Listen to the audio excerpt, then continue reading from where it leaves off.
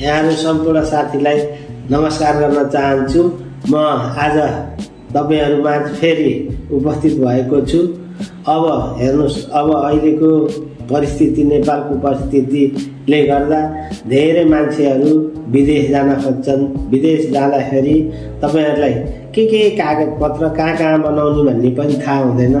तपाईहरुलाई विदेश जाँदाखेरि पहिलो नम्बरमा तपाईलाई आवश्यक पर्ने कागजको बारेमा म एउटा छोटो 5 कुरा मात्रै तपाईहरुलाई अहिले सुनाउँछु। त्यो मेरो भिडियो अन्तिमसम्म हेरेर तपाईहरुले लाइक, कमेन्ट र सब्स्क्राइब चाहिँ गर्नु नभुल्नु होला। ल, ती 5 कुराहरू के हुन् भन्दा पहिलो कुरो त अब विदेश जानको लागि तपाईलाई नाता प्रमाणित चाहिन्छ। अंग्रेजीमा तपाई को परिवार हुनुहुन्छ भनेर त्यो नाता प्रमाणित चाहिने खोल्ने गर्छ। त्यो नाता प्रमाणित बनाउनको लागि कहाँ जाने भन्दाखेरि तपाई आफ्नै ठाई बसोबास भएको वडा कार्यालयमा जानुभयो भने तपाईको त्यहाँ नाता प्रमाणित गर्न सकिन्छ। कहाँ जाने भन्ने कुरो मैले भनिहाले। अब तपाईहरुलाई के कागजपत्र आवश्यक पर्छ त त्यो बारेमा पनि जानकारी गराउँ।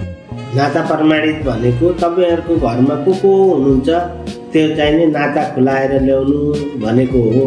त्यसमा अब तपाईको बुवा हुनुहुन्छ, बुवा, आमा, दाइ, भाइ, बहिनी, दिदी कोसँग गर्न पर्ने हो। यदि 4 जनासँग गर्ने हो भने 4 जनाको नागरिकताको प्रतिलिपि, अनि जो चाहिने तपाई 4 जनाको चाहिने नाता प्रमाणित गर्न खोज्नु भएछ त्यही व्यक्तिको चाहिने दुईटा फोटो लिएर तपाईले वडा कार्यालयमा एउटा निवेदन हुन्छ।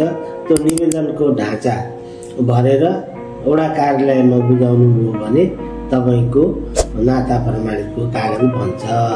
2 नम्बरमा तपाई कुन देश जाने हो के देश फरक हुन्छ हैन। त्यो फरक देशको नियम अनुसार फरक कागजपत्रहरू खोज्छन्। त्यही भएर मैले अब तपाईलाई अहिले 5 वटा मात्रै कुरा भन्छु। पछि तपाईहरुलाई आवश्यक पर्यो भने तपाईले म त्यो पाटकै भिडियोहरू तपाईहरुलाई बनाउँछु। 2 नम्बरमा तपाईको आय स्रोत प्रमाणित गर्ने हो। आय स्रोत प्रमाणित गर्नका लागि सबैभन्दा पहिला तपाईको आम्दानी केबाट छ भनेर देखाउने हो। जस्तै कोही चाहिने जागिर खानुहुन्छ भने जागिर खाएको ठाउँको कागज हाजिर प्रमाणित, अथवा तपाईको चाहिने तलब यति खानुहुन्छ भन्ने एउटा प्रमाणित कागजपत्र। त्यस्तै व्यापारबाट देखाउने हो भने तपाईले व्यवसाय दर्ता गरेको दर्ता प्रमाणपत्र र अनि तपाईले अडिट गर्नुपर्ने हुन्छ। वर्षमा अडिट गर्दाखेरि तपाईले यति नाफा भयो भनेर त्यहाँबाट देखिन्छ र त्यो व्यापारबाट पनि देखाउन सकिन्छ। कृषिबाट देखाउने हो भने कृषिमा तपाईले नगदे बाली, धान, मकै, तोरी, फलफुल, तरकारीबाट चाहिने यति आम्दानी हुन्छ, मैले यति बेच्छु भन्ने हो भने त्यो जग्गा धनीको प्रमाणपत्रको प्रतिलिपि, नागरिकताको प्रतिलिपि र कर तिरेको हुनुहुन्छ तपाईहरुले त्यो कर तिरेको रसिदको प्रतिलिपि लिएर जानुभयो भने त्यति गरेपछि तपाईको चाहिने आय स्रोत प्रमाणित हुन्छ।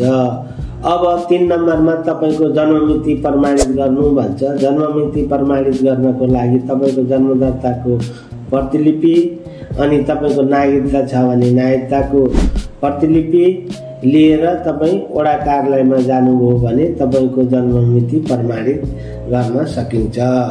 र 4 नम्बरमा अब तपाईको कर चुक्ताको प्रमाणपत्र नि माग्न सक्छ। कर चुक्ताको प्रमाणपत्र चाहिएको भए तपाईले सम्बन्धित वडा कार्यालयमा जानै पर्ने हुन्छ र अनि तपाईसँग त्यो जग्गाको कर तिर्नु भएको हुन्छ। त्यो कर तिरेको रसिदको प्रतिलिपि र नागरिकताको प्रतिलिपि लिएर जानुभयो भने तपाईको कर चुक्ता प्रमाणित हुन्छ।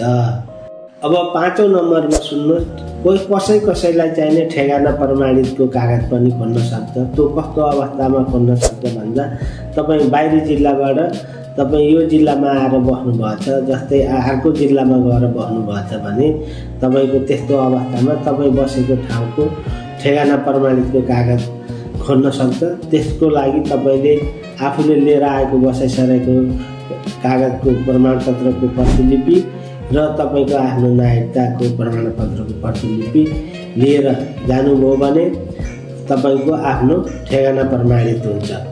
आज मैले तपाईहरुलाई यी 5 कुराको चाहिने जानकारी गराएँ र अब फेरि तपाईहरुलाई आफ्नो किसिमका कागजपत्रको आवश्यकता पर्ने हुन्छ। त्यस्तो कागजपत्र चाहिने तपाईहरुलाई जानकारी चाहिएको भए तपाईहरुले मेरो चाहिने युट्युब च्यानलमा गएर कमेन्ट गर्नुस्, लाइक गर्नुस् अनि सब्स्क्राइब गर्नुस्। सबभन्दा बढी कमेन्ट गर्नुभयो तपाईहरुले, त्यही कमेन्टको आधारमा मैले आज यो तपाईहरुलाई जानकारी गराएँ। अझ तपाईहरुलाई अझ राम्रा यस्तै जानकारीमूलक भिडियोहरू चाहिएको भए म तपाईहरुलाई जानकारीमूलक भिडियोहरू लिएर पुनः उपस्थित हुनेछु। अहिलेको लागि बिदा हुन्छु। धन्यवाद, नमस्कार।